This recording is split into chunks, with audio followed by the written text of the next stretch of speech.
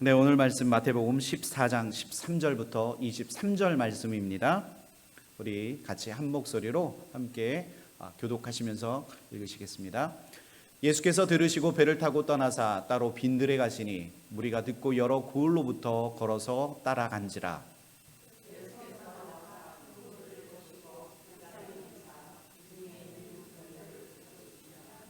저녁이 되매 제자들이 나와 이르되 이곳은 빈들이요 때도 이미 저물었으니 무리를 보내어 마을에 들어가 먹을 것을 사 먹게 하소서.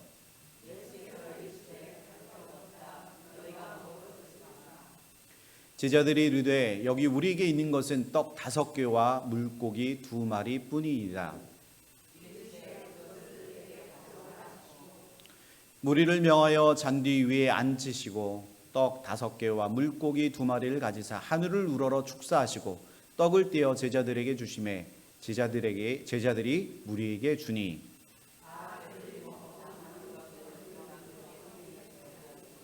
우리 다 같이 먹은 사람은 여자와 어린이 외에 5,000명이나 되었더라.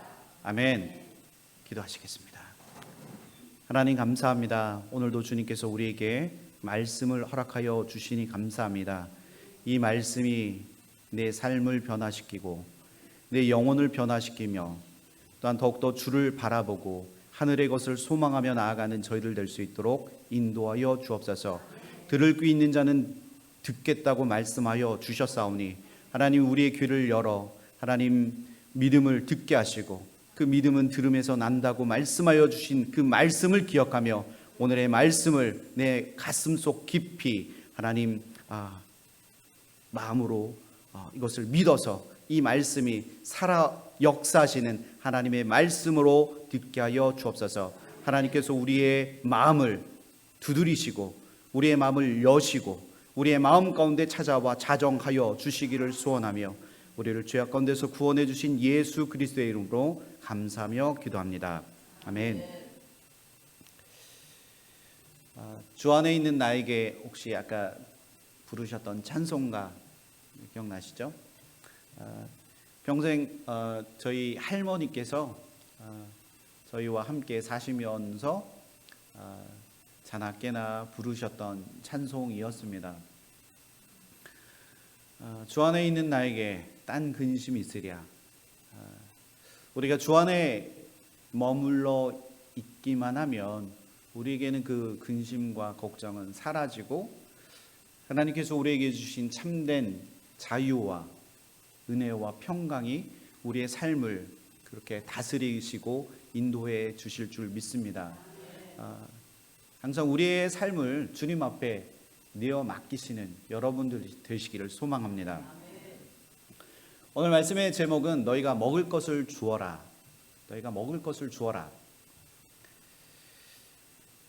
예수님은 인간들의 그 죄의 문제를 해결해 주시기 위해서 이 땅에 오셨습니다. 예수님은 공생의 기간 동안 많은 기적을 행하셨습니다.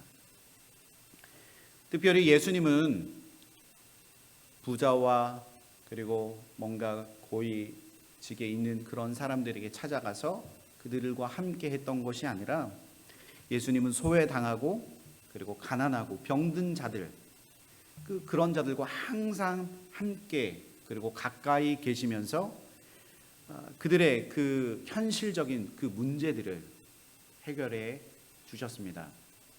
그리고 예수님은 그들에게 천국의 복음을 그들에게 증거하셨습니다. 오늘 본문은 예수님께서 많은 무리들을 피해서 배를 타고 떠나서 조용하고 한적한 곳으로 가셔서 그곳에 있는 그 빈들로 찾아가시는 장면입니다. 그곳은 벳세다 광야였습니다. 제가 표시해 놓은 그 벳세다라고 해놓은 그곳인데요.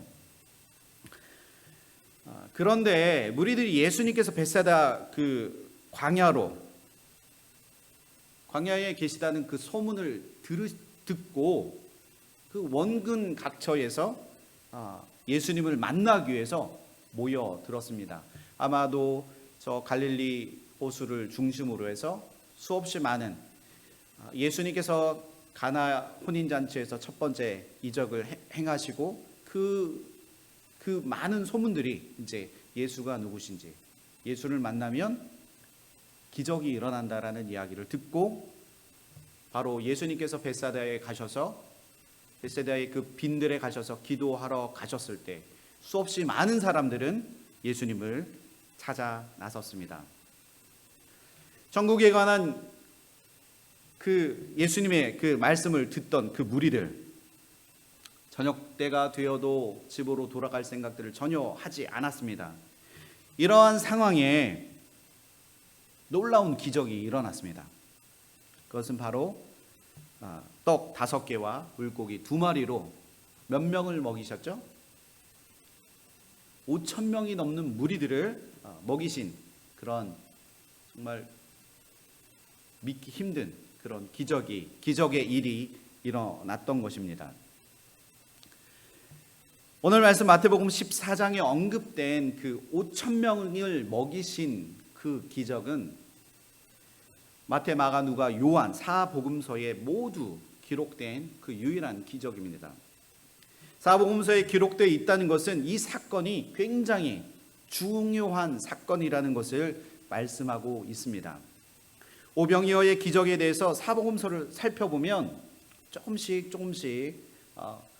첨가된 내용도 있고 빠진 내용도 있고 여러 가지 4복음서를 비교해 보면 약간의 그 다른 부분들은 있지만 예수님께서 오늘 이 기적을 행하심으로, 오늘 이 기적을 그들에게, 많은 무리들에게, 자신을 찾아온 그 무리들에게 행하심으로 바로 예수님이 바로 하나님의 아들이심을 증거하고 계시다는 사실입니다.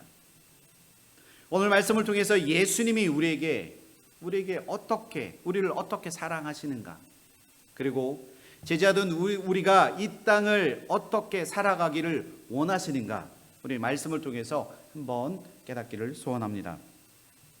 우리 마태복음 14장 13절 우리 한 목소리로 함께 읽어보겠습니다. 시작.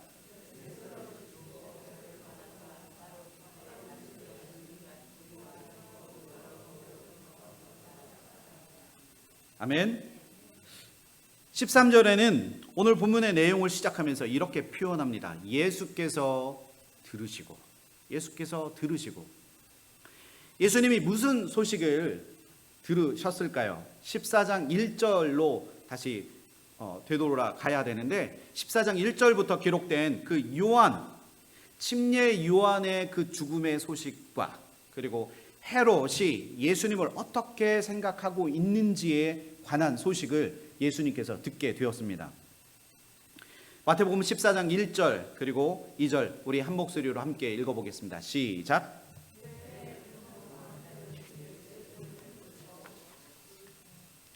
그 신하들에게 이르되 이는 침례 요한이라 그가 죽은 자 가운데서 살아났으니 그러므로 이런 능력이 그 속에서 역사하는도다 하더라. 아멘.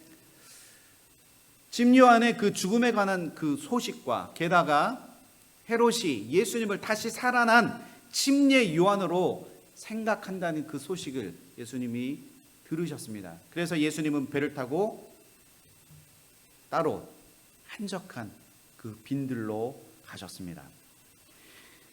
침례 요한은 예수님의 그 삶을 예표하는 자였습니다.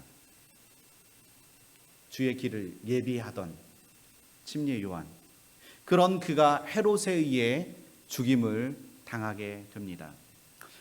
그래서 예수님은 배를 타고 갈릴리 호수 건너편으로 가서 그곳에서 혼자만의 시간을 갖기를 원하셨던 것입니다. 그러나 사람들은 예수님을 가만두지 않았습니다. 주님이 일으키시는 그 기적, 주님이 전하시는 그 천국의 복음을 듣고 더 많은 사람들이 예수님께 몰려왔습니다. 그들은 예수님을 가만히 내버려 두지 않고 더 큰 무리들이 그가 계신 곳을 알고 따라왔습니다. 마가복음에는 무리들이 예수께서 배를 타고 빈들로 가셨다는 소식을 듣고 여러 고을로부터 아까 앞서 말씀드렸던 여러 고을로부터 그들이 먼저 그곳에 도착해 있었다고 성경은 기록합니다. 그렇다면 그들이 왜 이토록 간절히 예수님을 쫓아왔을까요? 그 이유를 요한복음 6장 2절 말씀에 설명하고 있습니다. 우리 한 목소리로 읽어보겠습니다. 시작. 이는 병자들에게 행하시는 표적을 보았습니다. 아멘. 무엇을 보았다고요? 표적을 보았습니다. 수많은 사람들이 예수님께서 병자들을 고치시고 능력을 행하시는 것을 보았다는 것입니다. 왜 그들은 능력을 행하시는 예수님을 그토록 찾았을까요? 지금 그들의 현실은 어떻습니까? 예수님이 공생의 기간 동안 활동하셨던 그 유대 땅의 그 상황은, 당시 이스라엘 민족의 그 상황은 굉장히 매우 불안한 상황이었습니다. 마치 지금 아프가니스탄에 미군이 철수하고 나서 완전히 탈레반이 그 지역을 점령해서 사람들이 죽고 그리고 그곳을 탈출하기를 원하는 것처럼, 그때 당시 이스라엘의 그 민족의 상황도 굉장히 흉흉한, 그런 불안하고 흉흉한 상황이었습니다. 로마 제국의 그 정치와 경제, 종교적인 그 탄압과 착취, 그리고 로마와 결탁한 이스라엘 그 지도층들의 그 횡포, 그들의 그 매국적인 그 행위에 이제 붕괴한 백성들이 끊임없이 반란을 일으켰습니다. 결국 수많은 백성들이 전쟁의 고통을 경험해야 했고, 그 전쟁의 후유증으로 인해서 죽고 다친 사람들이 엄청 많았습니다. 전쟁이 일어나면 어떻게 되는지 아시죠? 수많은 전쟁의 고아와 그리고 과부와 그리고 그것의 그 엄청난 그 피해와 그 전쟁이 일어난 그 상황 뒤에 그 현실은 암울하고 참담한 현실이 아닐 수 없습니다. 많은 사람들이 죽고 다친 그 현실, 또한 먹을 것이 없어서 굶주림에 그들은 시달려야 했습니다. 바로 예수님을 통해서 자신들의 현실 앞에 닥친 그 문제를 해결하고자 예수님 앞에 달려 나온 것입니다. 그들이 예수님 앞에 달려 나오고 그 수많은 무리들이 예수님 앞에 나와왔지만, 그러나 안타까운 사실은 그들이 예수님이 행하시는 표적을 보고도 예수님이 누구신지 전혀 관심이 없었다는 겁니다. 그들은 마치 예수님의 가르침을 듣기 위해 그냥 모였고, 예수로부터 그저 병 고침을 받기 위해서 모였다는 겁니다. 그런 그들이 주님이 우리의 죄를 사하시고 우리를 죄에서 구원해 주시는 분임을 알지 못했다는 것. 그러나 예수님은 그런 무리들을 보시고 결코 외면하지 않으셨다는 겁니다. 그런 무리들을 보고 예수님께서 그들을 불쌍히 여기시고, 그냥 지나가는 사람, 나에게 뭔가 필요로 하는 사람들이지만 그들을 결코 외면하지 않으셨다는 겁니다. 또한 그들의 그 신음하는 소리, 전쟁으로 인하여 고통받고 그리고 그 굶주림에 시달렸던 그들의 그 신음하는 소리를 주님은 외면하지 않으셨습니다. 그 고통의 소리를 주님은 결코 외면하지 않으셨다는 겁니다. 마태복음 14장 14절 우리 한 목소리 읽어보겠습니다. 시작. 불쌍히 여기사 그 중에 있는 병자를 고쳐 주시니라. 아멘. 그들의 그 절박한 상황을 예수님께서 보시고 주님은 결코 외면하지 않으셨다는 겁니다. 그들을 절대 내버려 두지 않으셨다는 겁니다. 요한복음 14장 18절 말씀에 내가 너희를 고아와 같이 버려 두지 아니하고 너희에게로 오리라. 아멘. 예수님은 그들을 불쌍히 여기셨습니다.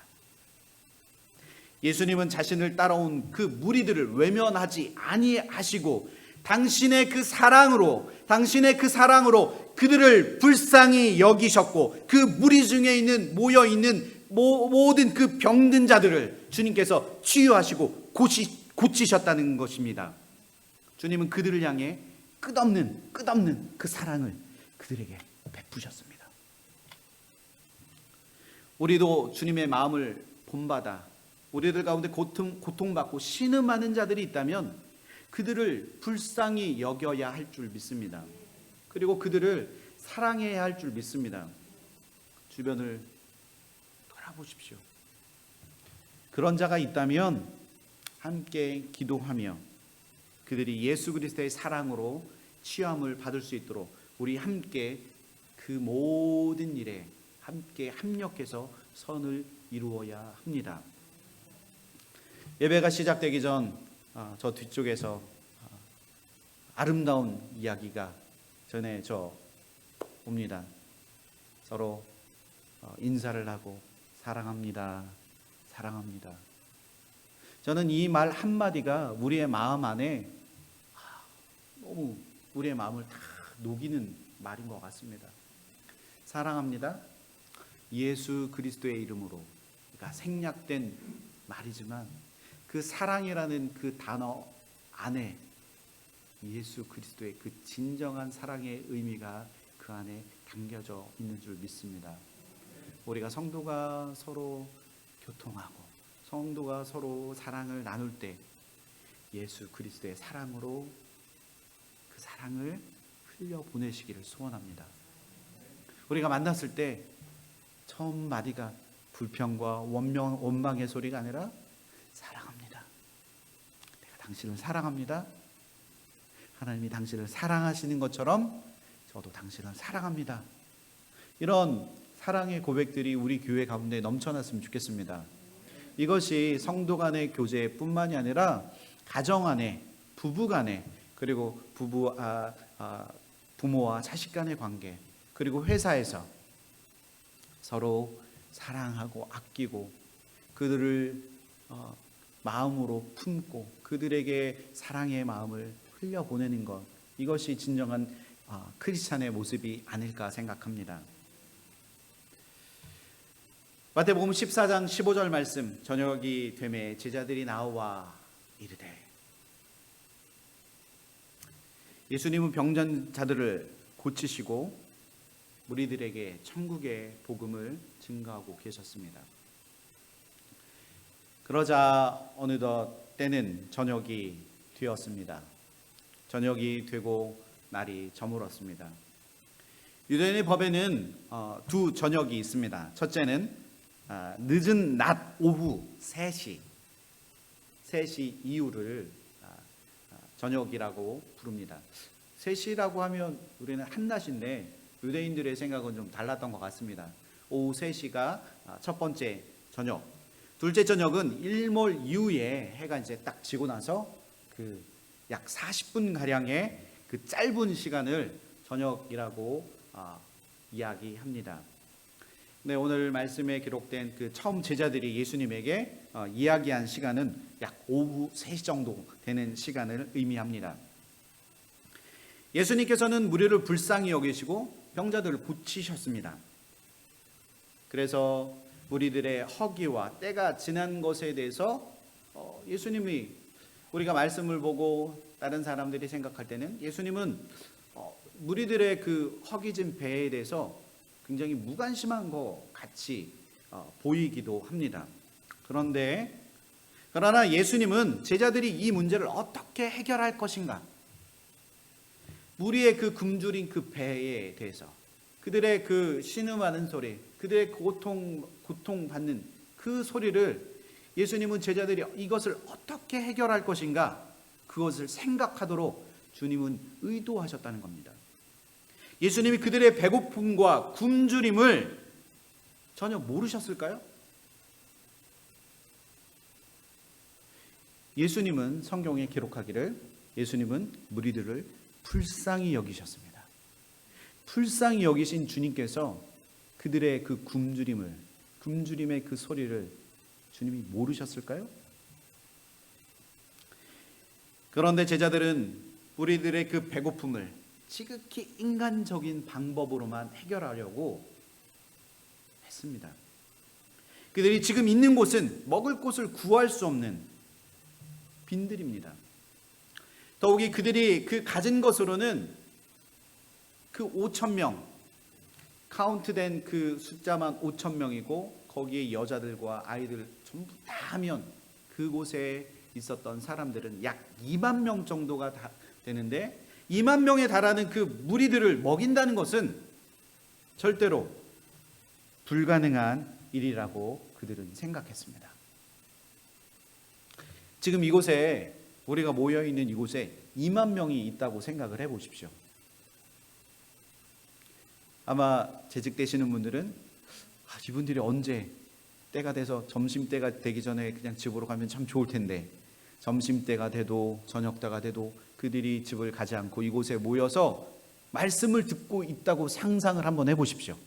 그럼 여러분들 어떻게 이 문제를 해결하시겠습니까?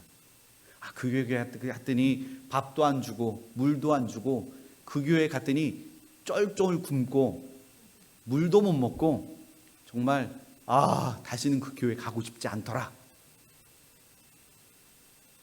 이게 그 무리들이 할 수 있는 그런 현실적인 그런 대답 아닐까요? 그러나 예수님께서는 당신이 모든 사람들의 필요를 채워주실 수 있는 분이시라는 것을 제자들이 알기를 원하셨다는 겁니다. 이해하셨어요? 마태복음 14장 15절 말씀 한번 같이 읽어보겠습니다. 시작. 무리를 보내어 마을에 들어가 먹을 것을 사 먹게 하소서. 굉장히 현실적인 제자들의 반응이었습니다. 제자들은 온종일 예수님을 따라다닌 그 사람들의 그 저녁 식사가 굉장히 걱정되었습니다. 이로 인해서 사람들에게서 불평이 나올까봐 아까 제가 앞서 말씀드렸던 예를 들었던 것처럼 그 사람들의 그 불평 어린 그 교회 갔더니 물도 안 주더라. 그 교회 갔더니 밥도 안 주더라. 사람들에게서 나올 그 불평에 대해서 그들은 걱정했습니다. 그래서 제자들은 먼저 예수님께 그들을 각 동네로 좀 보내서 그들의 허기진배를 위해서 사 먹게 하자고 예수님께 제안을 했던 것입니다. 제자들이 생각하기에는 이들을 먹일 다른 방법이 없었던 것 같습니다. 더욱이 날이 어두워지기 전에 그 사람들을 해산시켜서 지금 이 문제를 해결하려고 했습니다. 우리들이 가지고 있는 그 인간적인 근심, 우리는 그 문제를 해결할 방법을 찾지 못할 때 우리는 무엇을 바라봐야 할까요? 우린 이미 다 알고 있죠? 무엇을 바라봐야 되죠? 바로 주님을 바라봐야 합니다. 주님을 바라보지 않고 인간적인 방법으로 그 문제를 해결하려고 한다면 우리 안에는 분란과 그리고 싸움과 그리고 그 안에 엄청난 많은 문제들이 그 안에 나타납니다. 사단은 그것을 노리고 있습니다. 이런 인간적인 문제들을 인간적인 방법으로 해결하려고 하는 것이 아니라 오직 주님께서 주시는 그 방법으로 주님을 의지할 때 주님께서 그 모든 문제와 그 모든 방법들을 주님께서 일일이 다 해결해 주실 줄 믿습니다. 주님이 내 옆에 계실 때, 주님이 내 옆에 계실 때 모든 문제는 사라지고 해결의 실마리를 갖게 됩니다. 그때 예수님은 제자들에게 어떻게 말씀하십니까? 마태복음 14장 16절 말씀입니다. 예수께서 이르시되 갈 것 없다. 너희가 먹을 것을 주라. 여러분, 이 말씀에 대해서 여러분 생각해 보셨습니까? 지난주에 말씀드렸을 때 제자들에게 건너편 거기에 가서 뭘 가져오라 그랬죠? 어린 나귀를 가져오라. 아마 그때도 제자들의 반응은 여러분들 한번 생각해 보십시오. 저걸 가져오면 그 문제를 가져와야 하는 그 제자들이 직접 겪어야 할 문제가 생겨납니다. 근데 지금 여기서도 예수님께서 갈 것 없다. 그 사람들을 동네로 보내서 그들을 먹게 할 필요가 없다. 갈 것 없다. 너희가 먹을 것을 주라. 여기에 2만 명이 운집한 그 상황 속에서 예수님께서 여러분들에게, 이 세성원교회 성도들에게 말씀합니다. 너희가 저들에게 먹을 것을 주라. 여러분, 어떻게 하시겠습니까? 예수님은 제자들에게 그곳에 모인 사람들의 그 먹는 문제를 해결하라고 하십니다. 제자들이 생각하기에 얼마나 황당한 말이고 얼마나 황당한 일입니까? 아마도 제자들의 반응은, 네? 저희 보고 저들을 먹이라고요? 저들에게 먹을 것을 주라고요? 어떻게요? 어떻게요? 그런데 그때 빌립이 이 상황에 대해서 대답합니다. 우리 요한복음 6장 7절 말씀 한 목소리로 함께 읽어보겠습니다. 시작.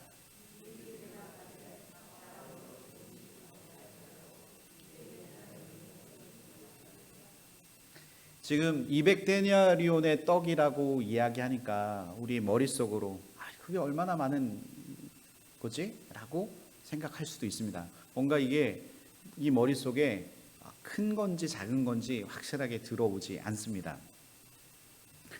지금 돈으로 환산하면 아마도 제가 찾아보니까 적어도 한 2만 불 정도?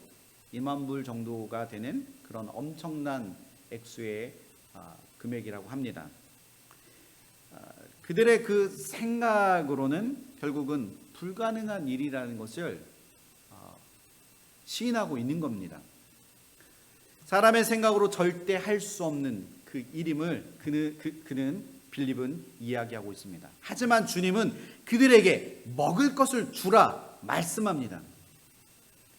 예수님의 말씀은 제자들에게 생각하기에 황당 그 자체가 아닐 수 없습니다. 무엇을 어떻게 주라고 예수님께서 제자들에게 구체적으로 설명해 주시지 않으셨습니다.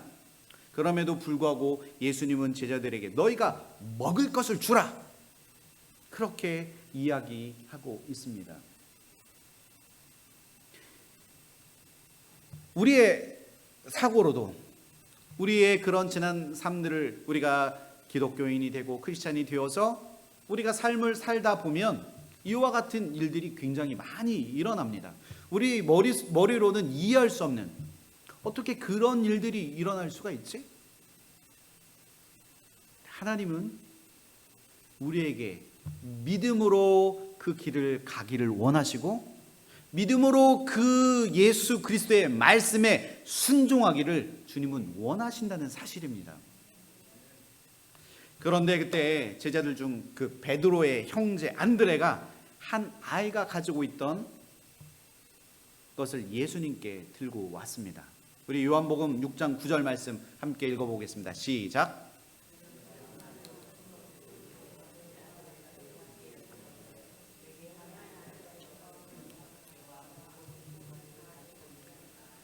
그러나 그것이 이 많은 사람에게 얼마나 되겠사옵니까? 너무나 유명한 말씀이죠. 그들이 가진 것은 떡 5개와 물고기 2마리가 전부였습니다. 안드레는 왜 이것을 예수님께 굳이 가져왔을까요? 예수님께서 기적을 베푸실 거라는 그 믿음과 확신이 그에게 있었을까요? 안드레의 행동은 돈을 조금씩 받자고 제안한 그 빌립과는 조금 그 대조적인 그 모습. 근데 안드레의 모습은 빌립과 다르게 굉장히 적극적인 모습이었습니다. 안드레의 행동을 보면 예수님의 그 말씀을 듣고 무리들의 그 식사 문제를 해결하기 위해서 안드레가 그 무리 속에 들어가 상황을 파악했습니다. 우리들 중에도 어떤 문제가 있을 때 가만히 그것을 지켜보는 사람이 있는가 하면 발벗고 나서서 그 문제를 해결하려고, 그 문제가 어떤 문제인지 직접 해결하려고 하는 사람들이 있습니다. 그런 사람이 바로 안드레와 같은 사람입니다. 하지만 그도 빌립과 마찬가지로 문제를 해결하기보다는 이건 불가능한 일이라 예수님께 말씀드리고 있는 것을 알 수 있습니다. 빌립과 안드레 이 두 사람의 행동을 보면 어떻게 저렇게 부정적으로 생각할 수 있을까? 생각이 들기도 합니다. 그러나 그들의 모습이 앞서 말씀드렸던 것처럼 그들의 모습이 곧 우리의 모습이 아니겠습니까? 무엇을 판단할 때 우리의 경험을 가지고 판단을 합니다. 미리 할 수 없다고 말합니다. 우리가 아무리 많은 경험을, 근거를 가지고 판단하고 일을 한다 할지라도 하나님께서 함께 하시지 않는다면 그 모든 것은 숲으로 돌아간다는 사실을 우리는 깨닫지 못합니다. 아무리 불가능한 일이라 할지라도 하나님께서 개입하시고 하나님께서 함께 하신다면 모든 일이 기적적으로 이루어진다는 사실을 사람들은 믿으려 하지 않습니다. 교회에서 하는 사역들도 마찬가지입니다. 하나님을 의지하고 사랑으로 그 일들을 감당할 때 하나님이 그 이상의 것들을 이루어 가 주십니다. 아멘. 그러나 인간적인 생각으로, 인간적인 방법으로 그 일들을 하려고 하다 보면 우리는 아무것도 할 수 없게 됩니다. 우리의 되어지는 일들을 한번 보십시오. 하나님께서 그 모든 것을 이루어 가셨습니다. 앞으로 그 모든 일들을 하나님께서 이루어 가실 줄 믿습니다. 그분이 우리의 삶을 인도해 가십니다. 믿으십니까? 우리의 삶 전부를 주님 앞에 내어 드리십시오. 주님께서 나의 삶을 인도하시도록, 주님, 나는 그저 당신의 말씀을 믿고 의지하며 그저 따라가겠습니다. 당신의 말씀을 의지하며 순종하며 그 길을 가겠습니다. 주님, 넓고 큰 길이 아니라 비록 좁고 협착한 그 길을 할지라도 주님, 제가 그 길로 주님을 따라가겠습니다.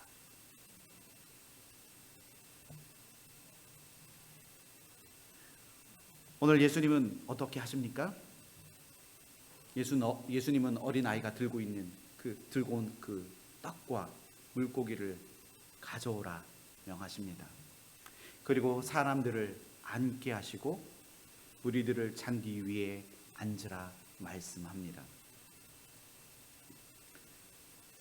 그제서야 비로소 제자들과 모든 사람들은 예수님의 말씀에 순종합니다. 빌립과 안드레는 현실 앞에서 비관적이었지만 그럼에도 불구하고 신기하게도 예수님의 명령 앞에 그들은 일사불란하게 주님의 말씀 앞에 청종하고 있습니다. 앞선 분위기라면 이거 가지고 어떻게 사람들을 먹이라고요? 라고 불평했을 텐데도 불구하고 예수님께서 사람들에게 잔디 위에 앉게 하셨을 때 그제서야 비로소 그들은 예수님이 함께 하신다는 사실을 깨달았습니다. 믿으십니까? 하나님께서 함께 하시면 우리들은 말씀 앞에 그저 순종하면 됩니다. 아담과 하와가 왜 선악과 나무의 열매를 먹지 말아야 했습니까? 그것은 하나님께서 명령하셨기 때문입니다. 어떤 이유도 필요하지 않습니다. 하나님께서 명령하셨기 때문입니다. 전혀 홍수가 나지 않을 것 같은 그 상황에서도 노아는 왜 방주를 만들어야 했습니까? 그것은 하나님께서 노아에게 명령하셨기 때문입니다. 지금 여러분들에게 하나님께서 명령하십니다. 하나님께서 그 일을 하시기를 하나님께서 명령하십니다. 그 명령 앞에 여러분들은 어떻게 하시겠습니까? 그것은 바로 하나님의 명령입니다. 하늘을 우러러보시고 축사하시고 떡을 떼어 제자들에게 주십니다. 그리고 그것을 무리들에게 나누어 주라 명하십니다. 어떤 일이 일어났습니까? 바로 기적이 일어났습니다.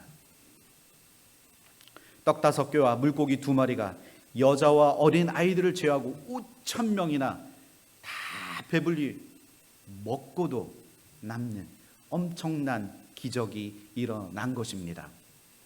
예수님께서 제자들에게 너희에게 먹을 것을 주라 명령하셨을 때 제자들은 여러 가지 많은 것들을 생각했을 것입니다. 어떻게 이 많은 사람들에게 먹을 것을 줄 수 있을까? 아마도 온갖 머리를 짜내고 고민을 했을 것입니다. 그래서 그들이 선택한 것은 바로 사람들을 흩어지게 해서 각자 알아서 먹을 것을 사 먹게 하는 것이 제자들의 생각이었습니다. 철저하게 인간적인 방법이었다는 것입니다. 그러나 제자들의 생각과는 다르게 주님은 그들을 흩으시지 아니하시고 오히려 그들을 잔디 위에 앉히십니다. 잔디 위에 앉히다. 앉히다라는 이 단어의 뜻을 찾아보면 뭐뭐에 기대다, 뭐뭐에 의지하다라는 뜻입니다. 예수를 의지하고 예수께 그 모든 것을, 모든 그 상황을 다 맡기라는 겁니다. 우리가 가지고 있는 많은 문제들이 있는 줄 압니다. 교회 안에 가지고 있는 문제들 있습니다. 내 가정, 우리 가정 안에 있는 그 문제들 있습니다. 우리 가정 안에, 가족 안에, 형제 간에 문제들 있습니다. 우리가 하는 그 직장과 그 사업터 위에 삶을 살다 보면 당연히 그 문제들이 일어나게 됩니다. 그 문제를 해결할 수 있는 방법? 주님을 의지하는 겁니다. 예수님께서 명령하셔서 그 무리들에게, 제자들에게 무리를 지어 그들에게 앉게 하셨을 때 주님이 역사하셨다는 겁니다. 주님을 의지하고 주님을 바라볼 때 주님은 분명히 우리의 삶을 주관하시고 역사하신다는 사실입니다. 저는 아내 따라서 미국에 왔습니다. 10년 전에 이곳에 왔고 8월 4일 날 제가 루이빌 공항에 도착해서 이제 미국에 아내 따라 이제 유학의 길에 접어들었습니다. 그때 아내의 뱃속에는 이제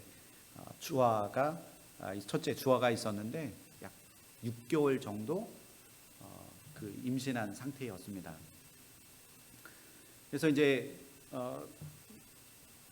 저희가 이제 아이를 이제 임신을 했으니까 학생의 신분이지만 또 아이를 잘 키워야 되니까 병원에 이제 그 아이를 이제 검진 받기 위해서 병원에 갔습니다.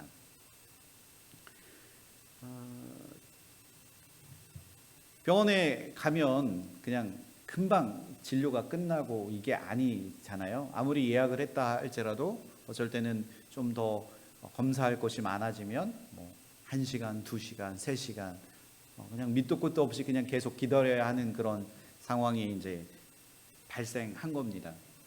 처음에 저희가 9시 반, 10시 정도에 갔는데 끝나고 나니까 거의 3시 정도가 다 되었더라고요. 그래서 저도 지치고 아내도 지치고 그래서 집에 딱 들어와 봤더니 집에 들어와 보니까 먹을 것이 하나도 없었습니다. 저와 아내는 배가 몹시 고파서 어떻게 해야 될까 그냥 밖에 나가서 그냥 밥을 사 먹으면 되는 일인데, 저희는 유학생이었고 특별히 누군가에게 지원을 받는 그런 여유 있는 삶이 아니라 저희가 그 모든 것을 다 해결해야 되는 그런 현실적인 그 상황이었습니다. 그래서 저희에게는 그 생활이 넉넉하지가 않아서 밖에 나가서 뭔가를 이렇게 사 먹는다는 것이 굉장히 좀 비용적으로 부담이 되었는데, 제가 저도 모르게 이제 아내가 임신한 상황이었음에도 불구하고 현실적인 그 상황 앞에 딱 놓여 있을 때 그게 제일 먼저 걱정이 되더라고요. 그래서 저는 이런 그 이제 재정적인 상황에 대해서 아내한테는 이야기는 하지는 않았지만, 그 아내가 그 이제 밖에서 이제 외식을 해야 된다라는 그 상황을 알고 저의 그 상황을 이미 이제 눈치를 챘습니다. 그러던 아내가 이제 제 마음을 알았는지 갑자기 이제 자기가 갖고 있었던, 저희가 가지고 있던 데뷔카드를 쫙 꺼내더니, 여보, 이 카드가 뭔지 알아? 카드지. 카드인데 그게 뭐 그거 뭐 카드인지 모르나? 그랬는데 제 아내가 카드를 딱 보여주면서, 여보, 이 카드가 지난 2003년부터 지금까지 있었을 동안 한 번도 이 카드 안에 어카운트의 밸런스가 제로가 나지 않은 기적의 카드다. 그러니까 우리 믿고 맛있는 거 먹으러 가자.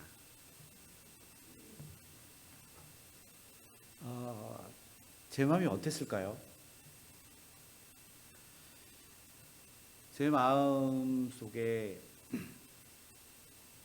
아내가 하는 그 말이 마치 하나님의 음성으로 들렸습니다. 주님을 의지하고 그분이 우리를 인도하실 것이라는 그 믿음, 그리고 그 확신이 그 말 한마디에 생겼습니다. 그래서 저희는 학교 식당에 가서 얼마나 맛있게 먹었는지 그때를 잊을 수가 없습니다. 우리에게는 비록 학교 식당에서 먹은 밥이었지만 그 순간 제게는 바로 오병이어의 기적이 지금 일어나고 있구나. 저희에게는 상상할 수 없는 수없이 많은 그 기적의 사건들이 굉장히 많았습니다. 그 전에 한국에 있었을 때는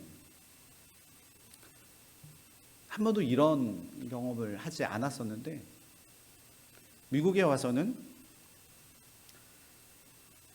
한국에서는 저희 부모님이 계시고 제가 의지할 곳이 하나님 이외의 가족이라는 든든한 백그라운드가 있어서 저의 삶을 되돌아보면 하나님을 의지했던 것보다 가족들을 의지하고 부모님을 의지했던 삶의 순간들이 더 많았다는 것을 제가 알게 되었습니다.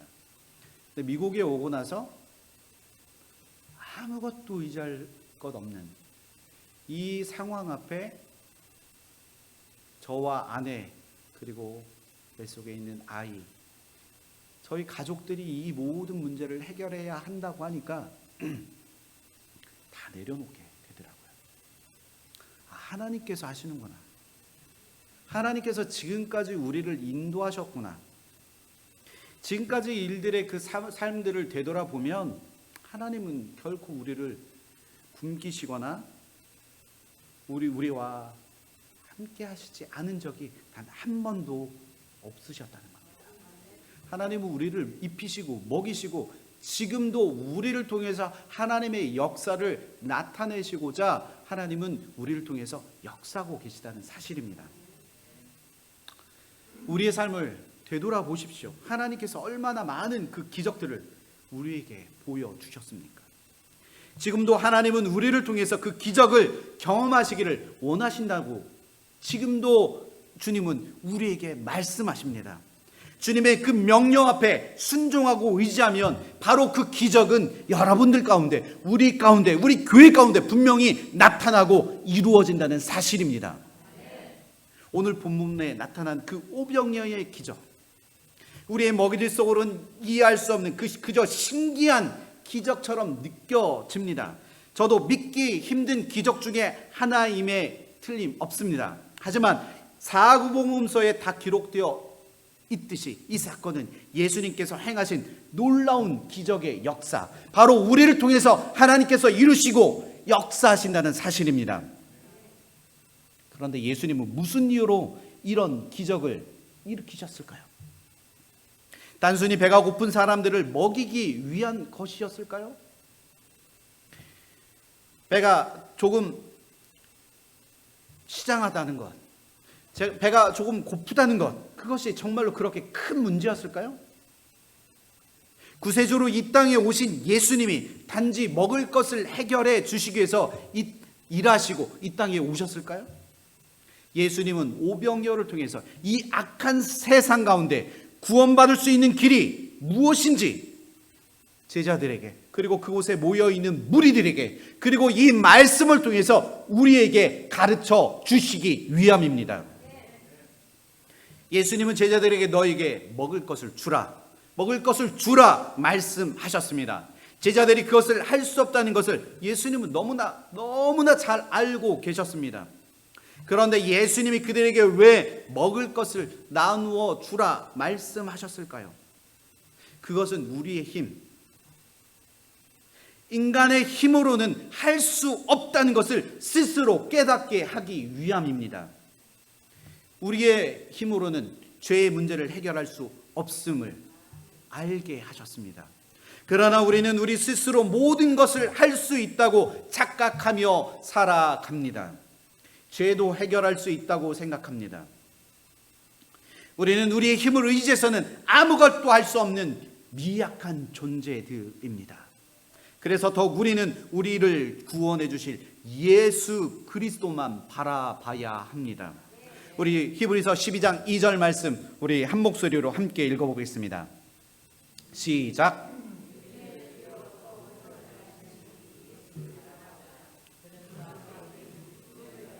십자가를 참으사 부끄러움을 개의치 아니하시더니 하나님 보좌 우편에 앉으셨느니라.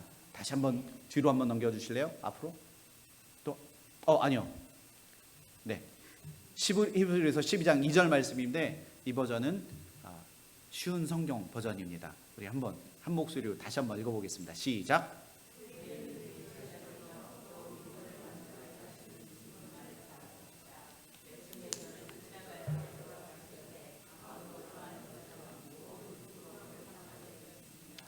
예수님께서는 하나님께서 예배 두신 기쁨을 기대하셨기 때문에 그렇게 하실 수 있었던 것입니다. 이제 그분은 하나님의 보좌의 우편에 앉아 계십니다. 아멘, 아멘, 아멘. 우리 주님은 하나님 보좌 우편에 앉아 계십니다. 그분을 믿고 그분을 의지하고 그분을 따르시기를 소원합니다. 마태는 증거하고 있습니다. 하나님이 보내신 그 우리의 왕 예수 그리스도와 함께 한다면 오병이어의 기적은 지금도 이루어진다는 사실입니다. 하나님의 약속하신 그 은혜가 있다면 어떤 곳이든 어떤 상황이든 하나님의 풍성한 은혜의 잔치가 지금 우리 가운데 열리게 된다는 사실입니다. 비록 아무것도 없는 빈들이라 할지라도, 비록 절박한 그런 절박한 상황에 처해 있다 할지라도 우리 주님이 함께 계시면 놀라운 기적이 우리 가운데 임하게 될 줄 믿습니다. 주님께서 함께 하시면 모든 것이 가능케 되어집니다. 우리 주님께 나의 모든 현실을, 모든 상황을 주님께 다 내어드리기를 소망합니다. 지금 우리들이 가지고 있는 문제들, 그 모든 문제들을 주님 앞에 다 맡기를 소원합니다. 누구나 문제를 가지고 있습니다. 그 문제 때문에 우리는 주님께 기도합니다. 하지만 우리는 우리의 문제를 온전히 주님께 맡기지 못할 때가 너무나 많습니다. 기도하지만 기도하고 나서도 문제가 해결되지 않습니다. 이유가 무엇입니까? 하나님을 의지하고 하나님께 그 모든 것을 다 내어드린다고 하면서도 주님께 모든 것을 맡기지 못하는 우리의 불신의 마음이 있기 때문입니다. 지금부터 우리의 문제를, 우리의 어려움을 아무도 의지할 것 없는 그 빈들로 나가서 그곳에 계신 주님 앞에 우리의 문제를 다 내어드리기를 소원합니다. 주님께서 명령하신 너희가 먹을 것을 주라, 그 명령 앞에 우리가 순종하기를 소원합니다. 우리가 그 명령 앞에 순종하기를 소원합니다. 주님, 저는 못해요. 우리에게 이것을 왜 원하십니까? 라고 여러분 아직도 그렇게 대답하시기 싶으십니까? 주님은 말씀하십니다. 너희 믿음을 보이라. 주가 쓰시겠다. 주님께서 말씀하십니다. 내가 너희들을 나의 손과 발로 삼았다. 너는 나의 동역자다. 주님께서 그렇게 말씀하시면서 예수님은 자신의 그 권능의 그 능력들을 제자들에게 주셨습니다. 믿으십니까? 우리 모두는 주님의 제자들입니다. 믿으십니까? 우리가 능력의 예수님을 믿으면 그 능력을 주님께서 우리에게 주신 줄 믿습니다. 빈들 아무도 없는 것처럼 보입니다. 그곳이 외롭게 느껴지십니까? 두렵게 느껴지십니까? 하지만 결코 아닙니다. 그곳에 그 빈들, 광야와 같은 그 빈들, 아무것도 없는 그곳에 바로 주님이 계시다는 겁니다. 바로 주님이 우리와 함께 하십니다. 비록 빈들과 같은 그곳을 걸어가는 것 같지만 묵묵히 주님을 바라보십시오. 묵묵히 믿음으로 그 길을 걸어가시게 된다면 예수님께서 주시는 그 기적이 바로 여러분들을 통해서 나타나게 될 줄 믿습니다. 아멘. 우리 마음속에 갖고 있는 모든 문제들 다 내려놓고 우리의 가지고 있는 그 정신적인 문제와 마음의 문제, 그리고 삶의 문제, 교회 안의 문제, 가정 안의 문제, 그 모든 것을 주님 앞에 다 내려놓고 주님 의지합니다. 주님 바라봅니다. 오늘부터 다시 한번 주님의 그 말씀을 붙잡고 주님 앞에 나가기를 소원합니다. 함께 그렇게 고백하시는 저와 여러분들 되시길 주님의 이름으로 소망합니다. 기도하시겠습니다.